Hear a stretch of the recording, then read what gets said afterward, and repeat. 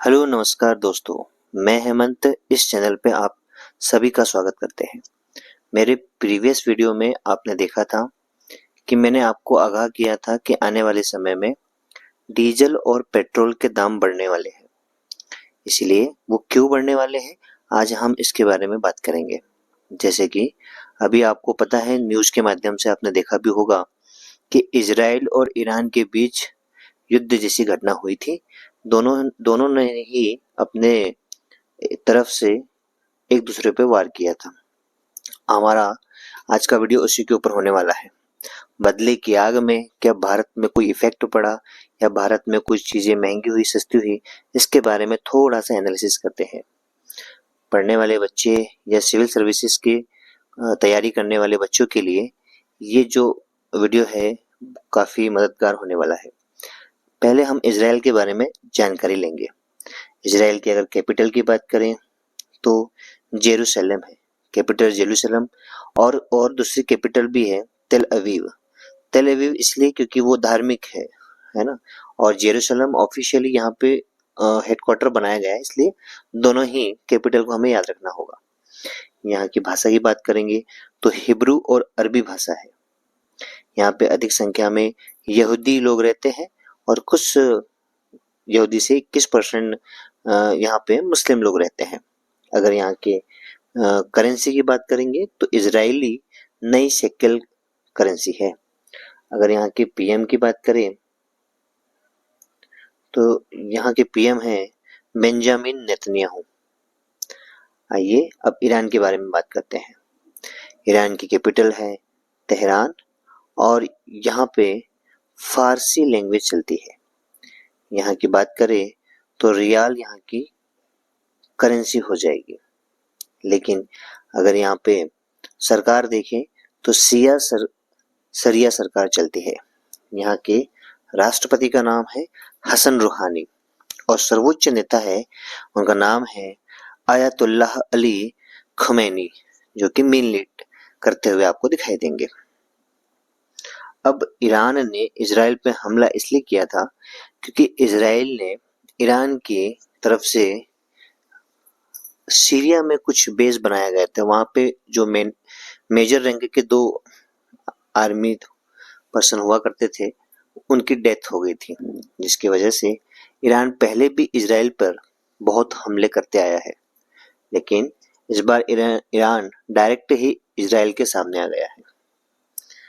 अब अगर हमने इजराइल की मैप की बात करें तो इजराइल के मैप में आप देखोगे मेडिटेरियन सी एक साइड होता है जिसको भूमध्य सागर जानते हैं, और इसमें नीचे सी ऑफ गैलिली ऊपर साइड होता है, जो कि जॉर्डन रिवर के होते हुए डेड सी से होते हुए, है ना, गल्फ ऑफ अकाबा से होते हुए ये रेड सी में जाके मिलता है, जैसे कि आप इस मैप में देख पा रहे हो। अगर ईरान की बात करेंगे तो ईरान भी एक तरफ से कैस्पियन सी, दूसरी तरफ से पर्शियन का gulf, straight of हार्मोज, gulf of Oman, जो अरेबियन सी में जाके अटैच हो जाता है। ठीक है, तो ये कुछ बेसिक जानकारी हमने इजराइल और ईरान के बारे में प्राप्त कर ली। अब क्योंकि ईरान ने युद्ध में 331 मिसाइल डायरेक्ट ही इजराइल पे दाग दिया था।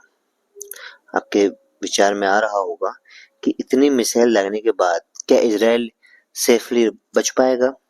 तो जैसे कि आप स्क्रीन में देख पा रहे हो, 321 मिसाइल दागने के बाद भी उसमें से कामिकाजी ड्रोन जो होता है, जो रूस और यूक्रेन के बीच हमला चल रहा था, तो रूस ने इसी ड्रोन का ईरान से मंगवाया था। तो 185 ड्रोन से ईरान ने इजराइल पे हमला किया, तो 185 में से 185 ड्रोन को मार गिराया। 110 बैलिस्टिक मिसाइल में से 103 बैलिस्टिक मिसाइल इजराइल के डिफेंस सिस्टम ने मार गिराया। 36 क्रूज मिसाइल की बात करेंगे तो 36 में से पूरी की पूरी 36 क्रूज मिसाइल को भी इजराइल ने मार गिराया। इस तरह से इजराइल फॉरेन मिनिस्ट्री ने 99% दावा किया है कि हमने सभी 99% मिसाइलों को मार गिराया। अब आपके विचार में आ रहा होगा कि इजराइल के पास ऐसा क्या सिस्टम है जो इतनी 331 मिसाइल को मार गिराने में सक्षम होता है। एक्चुअली आपने पहले भी नाम सुन रखा होगा आयरन डोम करके, लेकिन इजराइल के पास इसके दो और भी सिस्टम है जो उसको प्रोटेक्ट करते हैं। जैसे आयरन डोम की बात करें तो जैसे कि आप देख पा रहे हैं उसकी रेंज 7 से 70 किलोमीटर के बीच होती है, और एक डेविड स्लिंग करके है उसकी रेंज 40 से 300 किलोमीटर के बीच होती है, और एरो सिस्टम है इसकी भैया 2400 किलोमीटर तक की रेंज हो सकती है। तो इतना शक्तिशाली डिफेंस सिस्टम जब इजराइल के पास होगा तो ऑब्वियसली ईरान जो इतनी सारी मिसाइल दागेगा तो इजराइल सेफ होगा ही होगा। अब इस युद्ध में हमें क्या इफेक्ट पड़ सकता है आइए ही जानते हैं, क्योंकि मैंने आपको पहले भी आगाह किया था कि हो सकता है कि पेट्रोल और डीजल के दाम बढ़ जाए। तो जैसे कि आप देख पा रहे हो कि इजराइल और ईरान जिस भौगोलिक अवस्था में पाए जाते हैं वहां से एक दिन का व्यापार कितना कितना हो सकता है। जैसे स्ट्रेट ऑफ हार्मुज में देखा जाए तो 19 मिलियन बैरल एक दिन में वहां से ट्रांसपोर्ट होता है। आप साफ समझ सकते हो कि यहाँ से कितना व्यापार हो रहा है। दूसरी भी बात देख ले कि अगर इंडिया की बात किया जाए कि ईरान से और इजराइल से कितना आयात या निर्यात करता है, तो आइए इसको भी जान लेते हैं।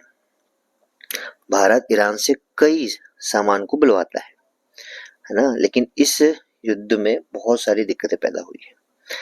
ईरान से कच्चा तेल क्रूड ऑयल भी बुलवाता है। इसके अलावा अगर सूखे मेवे देखें, केमिकल देखें और कांच के बर्तन भी देखें तो ये सब ईरान से आते हैं। अगर और भी बात करेंगे कि 2022 से लेकर 23 के बीच बात करेंगे तो भारत ने चावल भेजा है ईरान को। इसके अलावा बासमती चावल है ना, चाय भी भेजा है, काफी भी भेजा है और चीनी का भी निर्यात करता है। तो व्यापार में काफी अच्छा ईरान के साथ हमारे संबंध भी बने हुए हैं। ईरान की बात नहीं हो रही है तो इजराइल की भी बात करते हैं, है ना। 89,000 करोड़ रुपए का कारोबार 2023 में इजराइल के साथ भारत ने किया था, है ना। इजराइल को हम लोग हीरे देते हैं, ज्वेलरी देते हैं, कंज्यूमर इलेक्ट्रॉनिक्स और इंजीनियरिंग सामान सप्लाई करते हैं, लेकिन इजराइल से हम क्या लेते हैं, बहुत ज्यादा सैन्य हथियार हम वहां से बुलवाते हैं। एक रिपोर्ट की बात करेंगे, Stockholm International Peace Research Institute की रिपोर्ट के अनुसार कि पिछले 10 साल में हमने बहुत ज्यादा इजराइल से लड़ाकू ड्रोन बुलवाए हैं, मिसाइल, बहुत सारी ऐसी चीजें बुलाई है और 3 अरब डॉलर के सैन्य हार्डवेयर का भी वहां से हमने आयात किया है। अगर बात करेंगे कि हथियारों के मामले में तो इजराइल से भारत ही खरीदता है सबसे ज्यादा। इस तरह से है ना, हम वहां से हथियार को बुलाते हैं और निर्यात भी करते हैं। अगर आप देखेंगे अगर ऐसा कुछ होता है तो सीधी सी बात है व्यापार में इफेक्ट पड़ने के चांसेस ज्यादा है। ईरान और इजराइल के साथ हम लगभग 1.1 लाख करोड़ रुपए का कारोबार करते हैं। युद्ध होगा तो दोनों देश की क्षति होगी। अगर दोनों देश की क्षति होगी तो सीधी सी बात है हमारे यहाँ व्यापार में इफेक्ट पड़ेगा। व्यापार में इफेक्ट पड़ेगा तो चीजें महंगी होगी और जेब आम आदमी की खाली होगी। इसीलिए युद्ध को रोकने के लिए भारत के विदेश मंत्री ने भी कुछ मीटिंग किया था। अमेरिका ने भी इस युद्ध को रोकने के लिए काफी मेहनत किया था। अब इसके आगे की अपडेट क्या है